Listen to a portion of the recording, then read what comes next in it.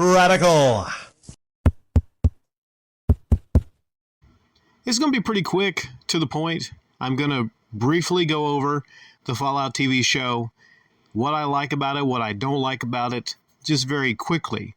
If you want a more detailed breakdown of the TV show, in the outro there's going to be a link to a video called Fallout Season 1 Breakdown, Easter Eggs and Details You Missed from the Channel 2 Rockstars. Like I said, that one, if you want a full breakdown of it with actual video from the TV show, then that's probably where you want to go right after this. But I just want to give my 2 cents on it, give my thoughts on the show. It is nothing short of stellar. Much like a show I didn't get the time to actually give my thoughts on. I mean, I suppose I still could, but, time constraints, what you going to do? Also on Amazon Prime, Invincible is an amazing show. An amazing show. Think Justice League animated series, but grown up. Think Batman the animated series, but, well, it was, I guess, mature themes for the time, but like really grown up, really realistic, really bloody. Invincible, absolutely amazing, from the creator of The Walking Dead. In fact, I actually think I like Invincible a lot more than The Walking Dead, especially towards the end. It turned to crap. Fallout, man. That is one game I keep trying to make time for. But there's a series of games, but I never finished 3. And it is the kind of game, just to give you some background on the game before the TV show, it is the kind of game, it's an open world game, and you can just lose yourself on side quest. There's a reference by one character in the actual Fallout show, thou shalt lose theirself in bullshit side stuff, which is basically, Skyrim, Fallout. You would just waste hours just going across, like discovering things, fighting enemies and whatnot.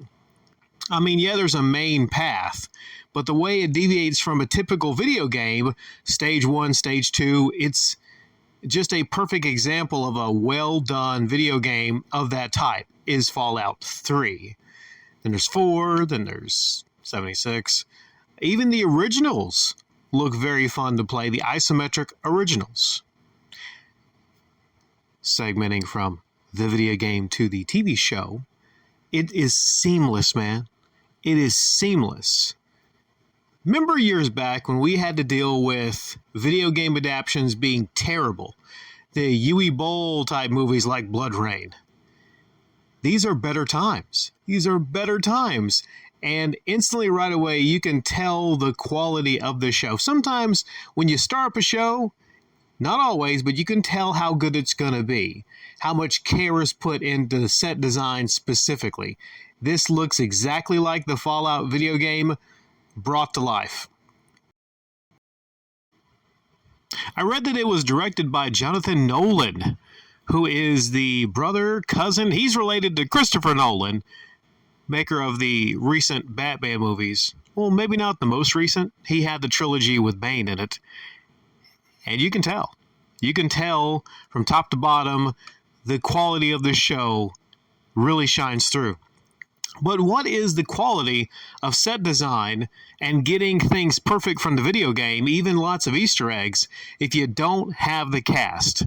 Well, my friends, we have a great cast here, led by Walton Goggins, who plays mostly the same character in everything he's in. Specifically, I liked him in Justified.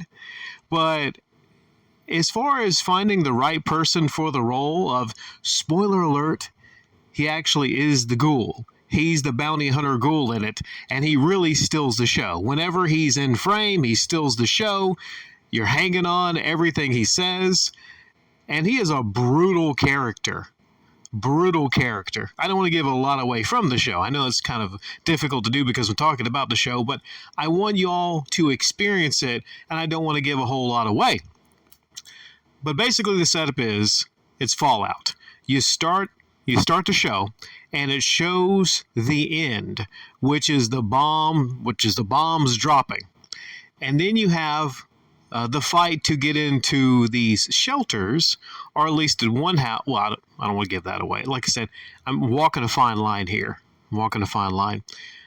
Basically, you have the big powerful governments, the big powerful corporations, and then they decided to basically end the world and create nuclear fallout for fiduciary purposes, meaning, well, making money.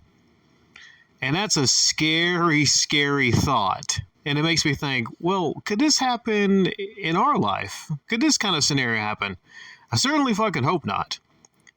Other than the Ghoul, which, like I said, is played to perfection by Walton Goggins, you have another character who looks a lot like the guy from Star Wars, black dude from Star Wars.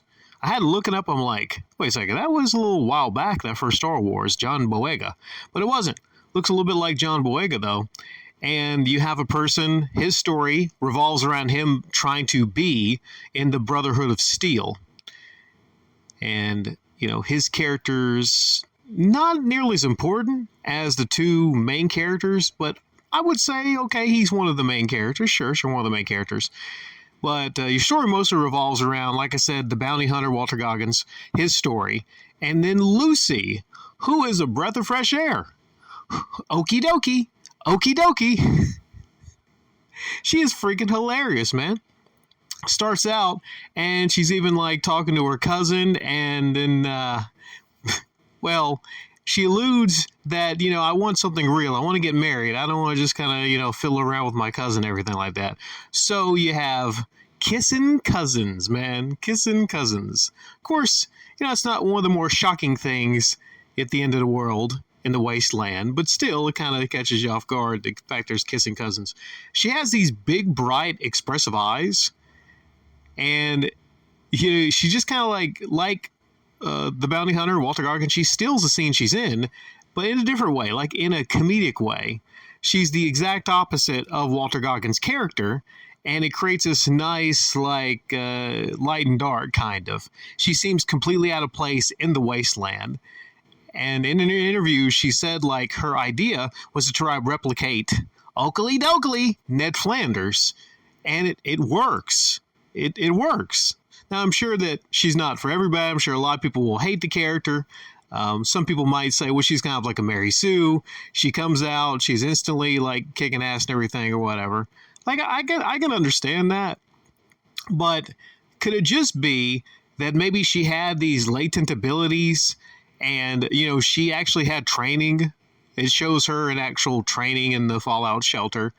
And maybe the world and her drive to find her father, you know, could that be placed in it? I mean, I would say her character, the growth is kind of quick, admittedly, but I don't think this, of all situations, is a situation to where we're like, we need to come down hard on the show and start calling her Mary Sue, because it feels like that is done almost everywhere. It's not like a Captain Marvel, Miss Marvel situation. This is different, right? And I think that kind of criticism takes away from otherwise what is one of the best shows that we have seen, specifically video game shows. We are lucky to get a video game show of this quality. Sales of the Fallout video games are going up and up and up. It tells you how, you know, impactful this show could be. So it's always great when you have a show based on a video game that brings more people into playing the video game. A lot of funny moments during the show. Admittedly, from Miss Okie Dokie to where she is just kind of a horn dog. She really is. At one point, she just looks across to another guy and she's like, so, wanna fuck? And she's just like, it's so weird because it's like just such a like an afterthought, like, you know, wanna fuck? But I would think a lot of people would be like that in the wasteland. You know, you deal with a lot of stuff, and you know what's one of life's simplest pleasures and everything. There's one scene, I won't give it away, but I'll just call it the ass jerky scene, which is maybe the best scene in the show.